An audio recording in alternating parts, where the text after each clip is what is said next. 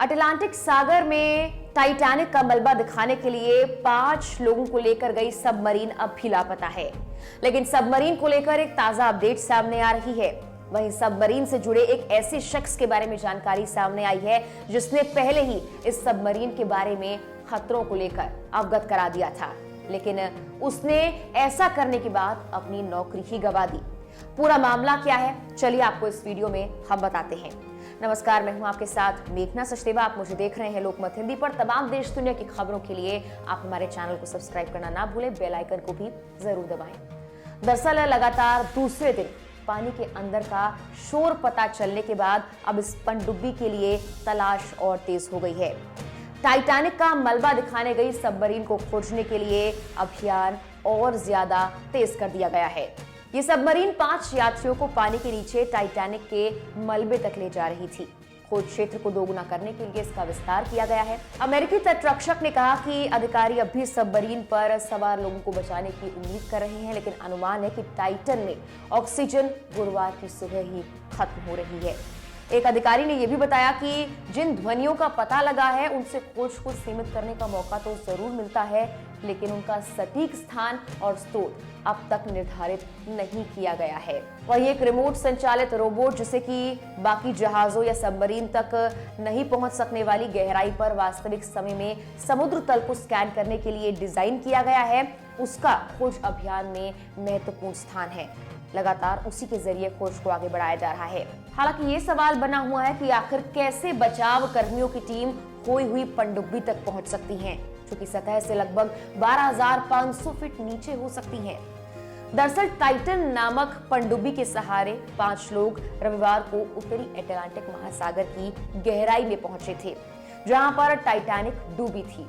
हालांकि पानी में उतरने के कुछ ही घंटों बाद इस पनडुब्बी से संपर्क टूट गया था।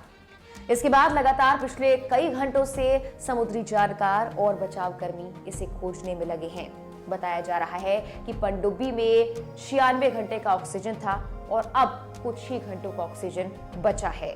इस लापता हुई पनडुब्बी में टाइटैनिक के मलबे को देखने के लिए 5 सदस्यों को ले जाने की क्षमता है।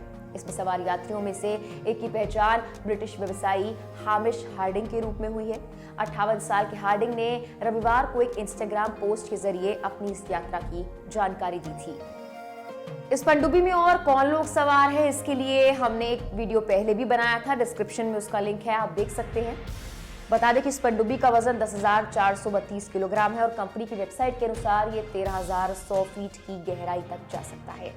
ओशन गेट एक्सपीडिशन द्वारा एक वीडियो भी साझा किया गया जिसमें यह बताया गया कि टाइटैनिक के व्यू पोर्ट से देखे गए टाइटैनिक के मलबे का दृश्य कैसा दिखता है।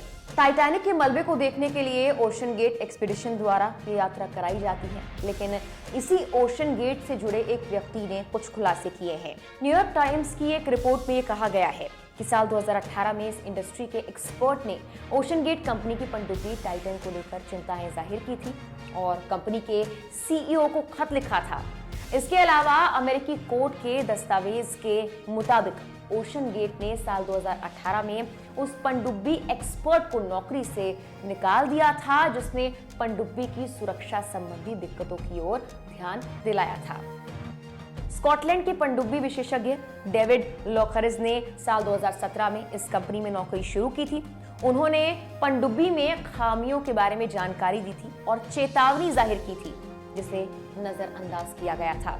इसके बाद उन्होंने एक रिपोर्ट लिखी तो उन्हें गोपनीय जानकारी सार्वजनिक करने के नाम पर नौकरी से निकाल दिया गया था। इसके बाद लोकरिज ने कोर्ट केस किया और फिर इस मुकदमे को सुलझा लिया गया। लेकिन सवाल ये उठता है कि जब पहले से ही इस पनडुब्बी से जुड़ी खामियों के बारे में जानकारी थी तो इस पर कोई एक्शन क्यों नहीं लिया गया?